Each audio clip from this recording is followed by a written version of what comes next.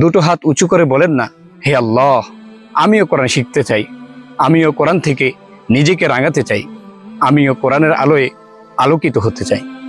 আসলে কোরআন শিক্ষা করা খুবই সহজ, কিন্তু দুঃখজনকভাবে আমরা অনেকে কোরআন শিক্ষার পেছনে সময় শ্রম ব্যয় করার পরেও এই জায়গাটিতে সফল হতে পারি না। আর আপনাদের এই আবেগ এবং আকাঙ্ক্ষাকে পূরণ করার জন্যই আমরা নিয়ে এসেছি HQBED-র সহজ কোরআন শিক্ষা। আবার অনেকে কোরআন শিখেছেন কিন্তু তেলাওয়াত করতে ভুল হচ্ছে, কিংবা আগে শিখেছিলেন এখন ভুলে গেছেন। এরকম যত সমস্যা আছে সব সমস্যার সমাধান নিয়েই মূলত আমাদের এই প্রচেষ্টা। কোরআন যে শিক্ষা করা সহজ এটা আল্লাহ তাআলা নিজেই বলেছেন। যে আল্লাহ কোরআন নাজিল করেছেন তেমনি মানুষের সৃষ্টি করেছেন। কোরআনুল কারীমের সূরা কমারের 17 নম্বর আয়াতে আল্লাহ তাআলা বলেছেন, ওয়ালাকাদ ইয়াসসারনাল কুরআনা লিযিকরি ফাহাল মিন মুদ্দাকির। আমি তোমাদের জন্য কোরআনকে সহজ করে দিয়েছি।